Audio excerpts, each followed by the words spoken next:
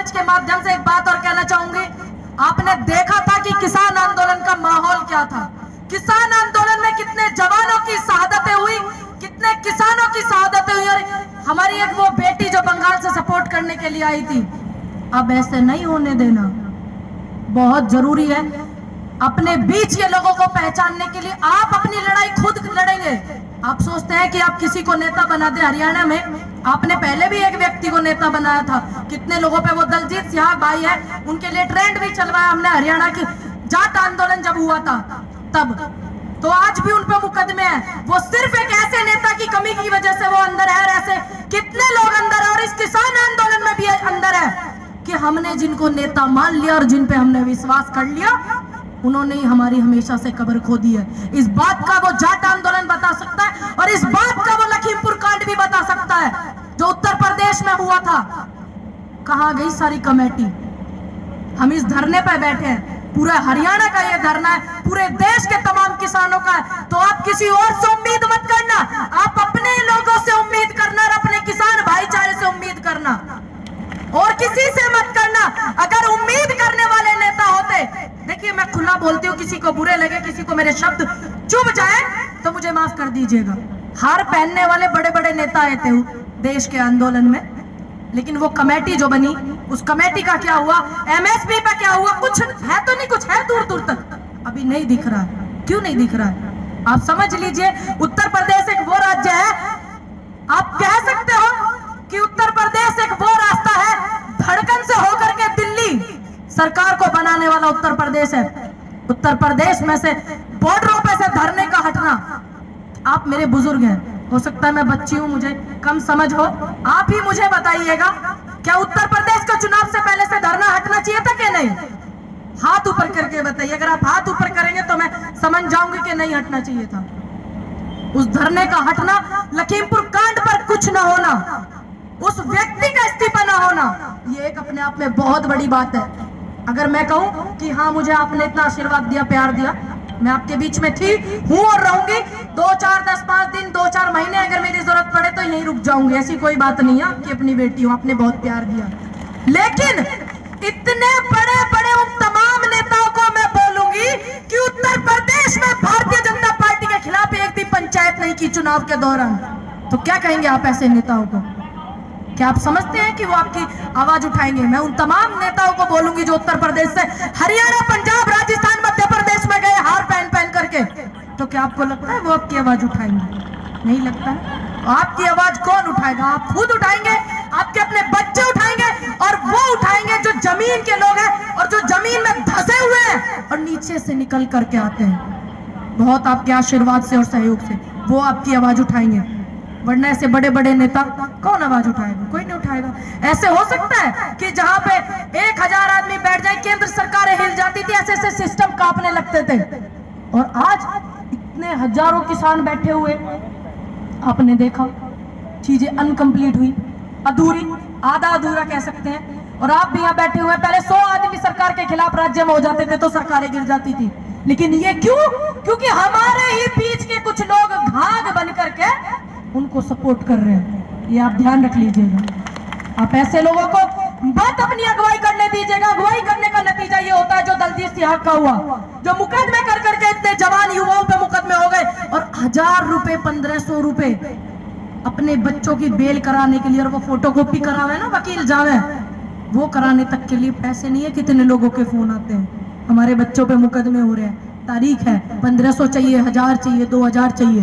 तो आप सोचिए, जब वो उनके साथ नहीं, अपने यहाँ के लोगों के साथ नहीं, खींचने के सिवा उनका कोई काम नहीं, तो वो आपके लिए कुछ नहीं करेंगे। बाकी हाँ, कुछ लोग ऐसे हैं जो आपके साथ हैं।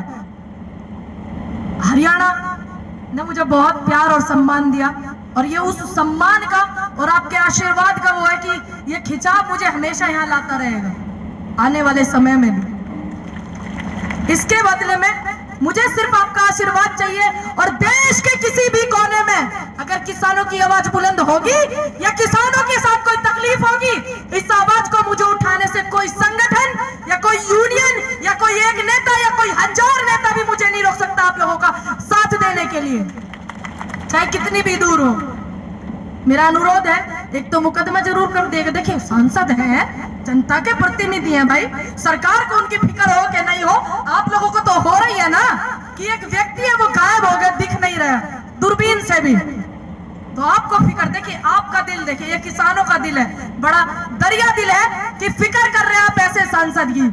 जरूर गुमशुदगी की रिपोर्ट कराइएगा और हमारे सुरेश कोथ बाबा जी जो है उनके द्वारा उसकी लोडिंग का इनाम भी दिया जाएगा 101 रुपया।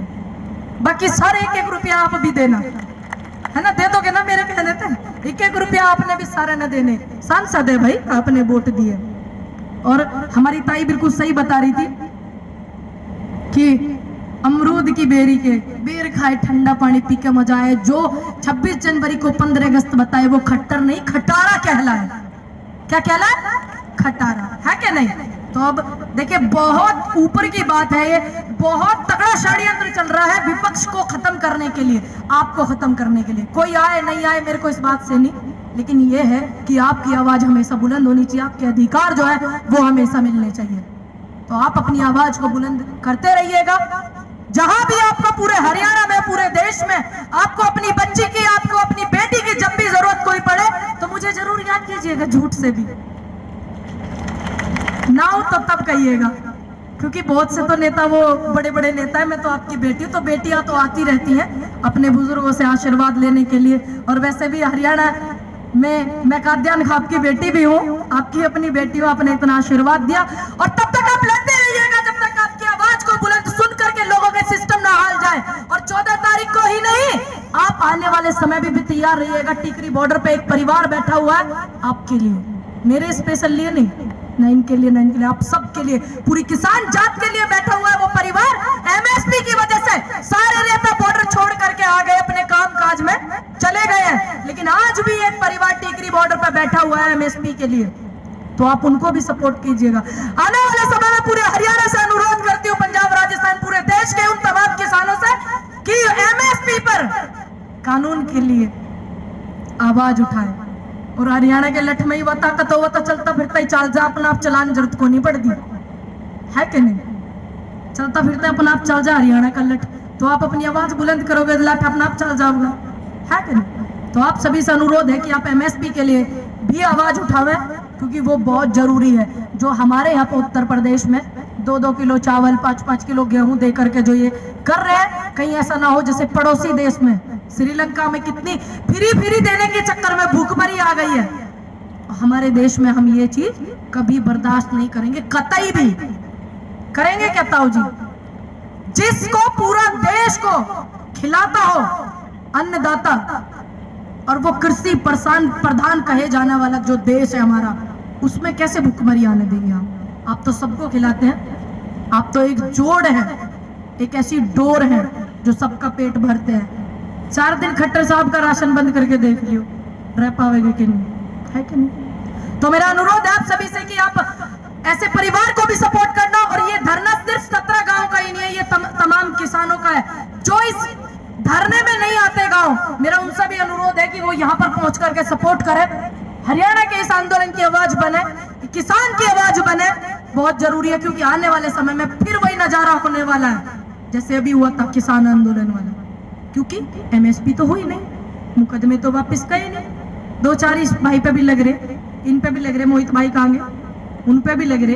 तो अभी बहुत सी लड़ाई बाकी है।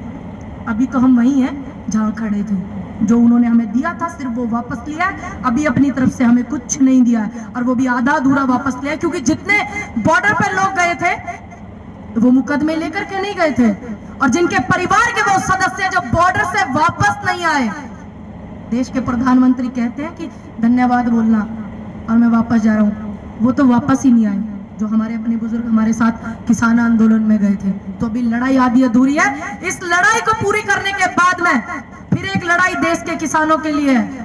तो आप सभी से अनुरोध करती हूँ कि एमएसपी के लिए भी आवाज उठाइए, और उन तमाम युवाओं के लिए आवाज उठाइए जो आपके आशीर्वाद से आंदोलन में खड़े रहे थे, आज उन पे इतने मुकदमे हैं।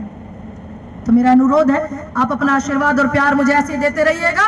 जय जवान, जय जवान, इस नारे को बुलंद रखना, सारी ताकत इसी में और किसी में नहीं है। अच्छी अच्छी सरकारें इस नारे से हालती है, डरती है, बस इस नारे को बुलंद रखिएगा और बुजुर्गों के आशीर्वाद से आप लोग, मेरे नौजवान साथियों से, युवाओं से मेरा अनुरोध है कि आंदोलन जो है वो भगदड़ से नहीं जीते जाते, वो बड़ी सभ्यता और शांति से जीते जाते हैं। वो शांति ये आपको बुजुर्ग आपके सिर पर हाथ रख करके देंगे, आशीर्वाद रख करके। इनकी नियति से आप लोगों को चलना है, वरना आप समझते हैं कितने जवान लड़कों को ये नौकरी के लायक नहीं छोड़ेंगे। तो आप लोगों से अनुरोध है, आशीर्वाद दीजिए मुझे। किसी को मेरे शब्द बुरे लगे हो तो माफ कीजिए, कोई बात नहीं। जय हिंद, जय भारत। फेसबुक और यूट्यूब के बाद अब आपका पसंदीदा चैनल न्यूज़ 18 डेली हंट पर भी फॉलो करें।